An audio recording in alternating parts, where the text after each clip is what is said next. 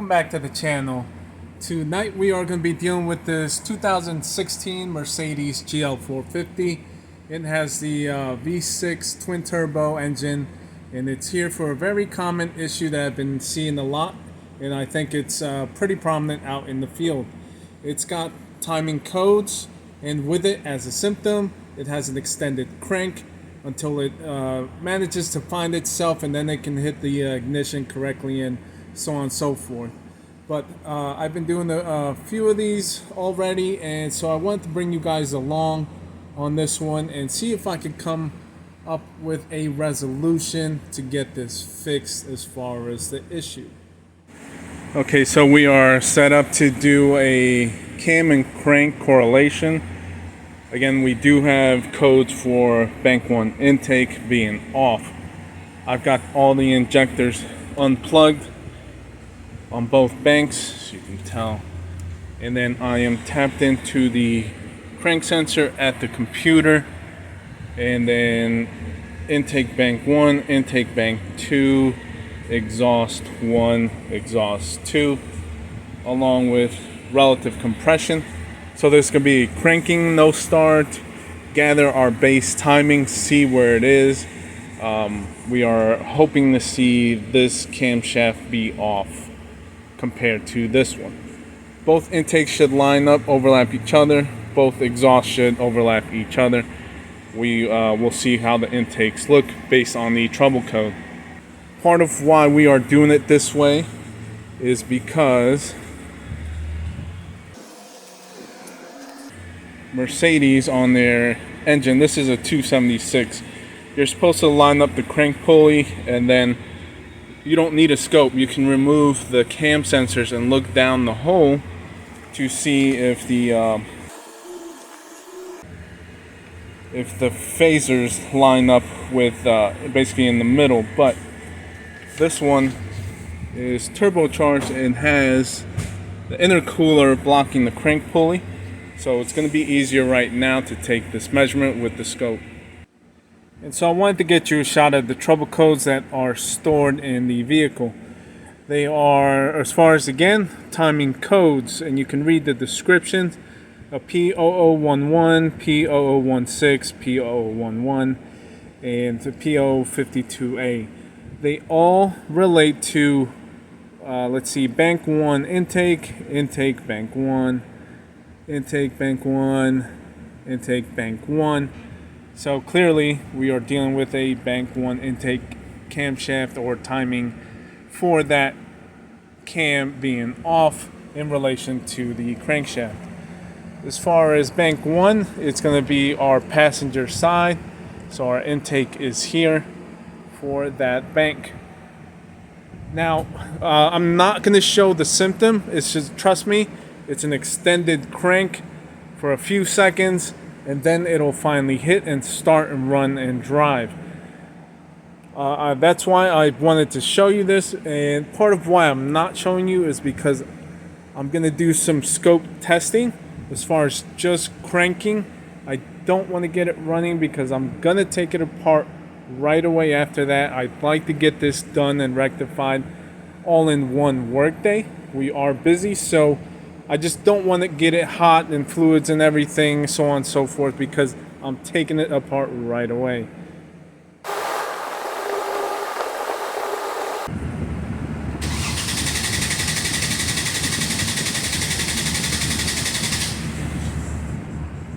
Okay, so this is that capture. I actually ended up doing the second one off camera because I forgot to add ignition, and that is the that teal blue down here, and there is an ignition strike. Here's another one, but I'll zoom in on that. As far as the channels, the first two are both intakes. This is bank 1, this is bank 2.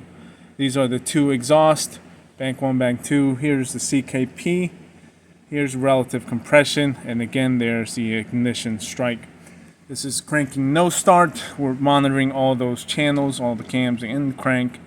And the thing to know about these Mercedes, both bank intakes are supposed to overlay, and both bank exhausts are supposed to overlay. Hopefully right off the bat you guys will be able to tell where the issue is. Here are our exhausts. They overlay each other. I know this bottom channel is hard to see, the gray, but it is overlaid perfectly with the other bank. And then if you look at our intake, this is bank 1. It's off to the left compared to bank 2. The cam triggers do not overlay each other. So that is where our problem is. That is the reason the trouble code is being generated, because it sees this off from the crank actually, and we can see it because we compare it to the other bank. And again, I described that this seems to be a pretty common thing, and which if you Google and stuff, you can look and find that the common problem with these vehicles is this is the trigger wheel. This is where our teeth patterns are, and our cam sensors pick up and generate that signal. Here's another trigger wheel. If you notice, these are both Mercedes. These are pressed on to the camshaft. They're not keyed or anything. They're just pressed on. This is a 4-cylinder, the I think it's a 274 engine. I'll double check. This is a 6-cylinder, kind of like what we have there, but only this, the difference is this is not the twin turbo engine. It's the naturally aspirated 6-cylinder with the same amount of teeth on the trigger wheel, but the camshaft is different, particularly the fuel pump drive lobe. This has, it's a 3-point, I'll call it. The turbo one is 4, kind of like this guy here. But nonetheless, the problem is these trigger wheels on the camshafts, which I have these as examples. These are already bad and have been replaced. Cars have been gone. The trigger wheels shift on the camshaft. They'll move their position from their original starting point, and it makes it seem as if the cam timing has been thrown off and not in the correct spot. The issue is, or the non-issue is, you still get decent drivability because your valve opening and closing timing is still correct. So the gear and the cam and the lobes, all of that is still operating correctly. The engine is still breathing as it should, but signal wise the trigger wheel is off, and so it thinks the cam timing is off. And so to try to determine what situation you have, because we could be off via the whole camshaft if the trigger wheel never spins, and you could have actual full bad incorrect breathing. But if you were to, you would actually not really start that well after it finally hits. You would have some drivability that you would notice. And to truly identify, because what you want to do is try to see if you have a shifted wheel or if it's a chain, basically slip tooth situation, which then would make the breathing incorrectly. Or again, you're just trying to differentiate where your problem is. And so you could go in cylinder, bank to bank, and compare the compression pressures and the valve opening and closing events in time and degrees, and compare both sides. That should tell you, if both are the same side to side, that your cam is in the correct place, but it's the wheel that has shifted that is creating the trouble code and the signal pattern that's off of how it should be. The other way you could tell is with the relative compression. If you had one bank that was breathing different from the other, and of course the severity of how off it is will determine the difference bank to bank, but here you can tell and notice that relatively speaking, bank to bank, the pressures based off our amperage draw are all similar and comparative to each other in bank to bank. And so by capturing your relative compression and having all the humps be pretty much the same on all cylinders, but knowing that you have a cam signal that's off, tells you the engine is breathing fine and you have a shifted wheel. And just for some numbers, to get you an idea, you can quickly take a measurement around our 720, because we do have, again, our ignition that's captured. And so we'll take a marking of our leading, actually our trailing edge of our intake cam signals. And so our difference there is, let's see, just over 8.5 degrees of difference between the two intake cam signals. That difference right there is enough to throw a trouble code and give you the extended crank that we are noticing. To show you an example, I can get you in time, let's see, the extended crank, because again, we do have ignition. And so this whole time from the initial cranking up to here in this line right there, that's our first ignition. So that whole time, the engine is just crank, crank, crank, crank, crank, crank, crank, and then finally hits and starts and runs. So ignition, ignition, ignition. So that's when it'll start and run. But this whole time of cranking, it notices that the intakes are off, and it's trying to basically find itself and decide where to hit to try to get the engine to run decent. And we can get some sort of time measurement from when we first cranked it to, let's say, our first ignition. And it's just under 2 seconds that you are cranking in order to find the good starting point for ignition. Okay, and so with that and the scope information, knowing what our true problem is that we have, which is a shifted intake bank 1 trigger wheel, I'm going to go ahead, take this all apart, and see if I can get that trigger wheel basically shifted back into its correct place and get this back up and running correctly. The thing that I have in order to test is I've got that scope capture, which I can retake and will retake and know if we are correctly lined up in order to make this a good verifiable repair.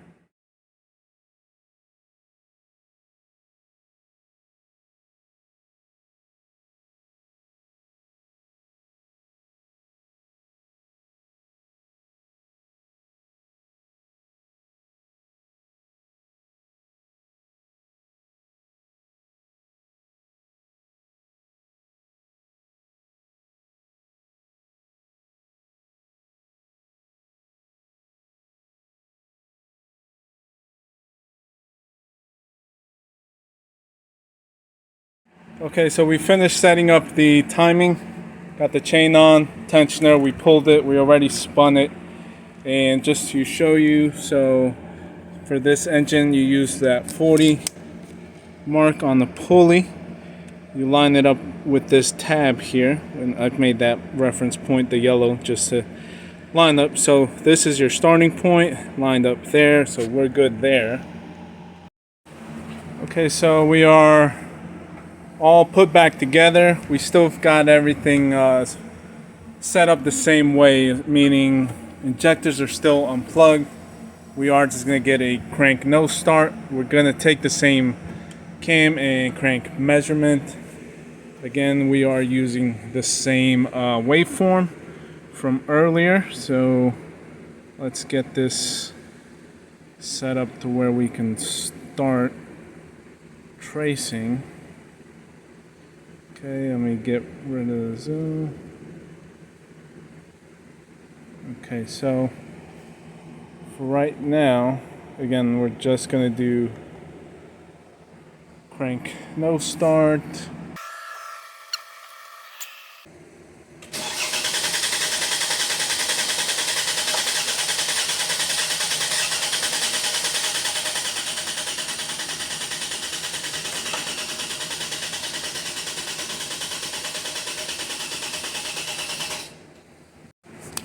Okay, so there's that capture.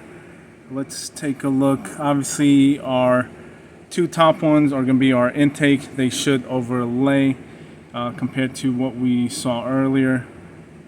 So let's take a look here. And let's zoom in one more time. And okay, right away we can tell the two intakes are overlay on top of each other. Exhaust were, those were the same, and that's definitely a fix. So, and let's take a look. We are getting a little bit of funky rhythm there, but as we go down, it seems to kind of even itself out. Again, we are only cranking. We're trying to build up oil pressure for the tensioners and everything, but looks like it's definitely a fix. Okay, so and after cranking it, these are the codes that were there before. The only thing, the status has changed to stored, so they're not current. Computer seems to be happy, at least with this initial crank. Based off of the scope, we know we are in time and proper. All the signals line up with the both intakes. So what we are going to do is clear all the codes, get the injectors plugged in. We have to go into the memory and reset the basically the learning pattern for the trigger wheels.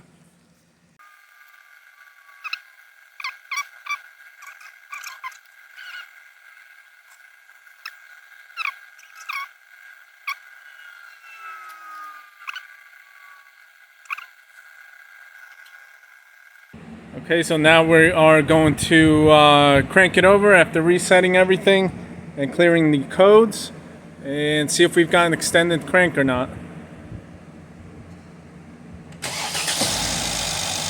All right.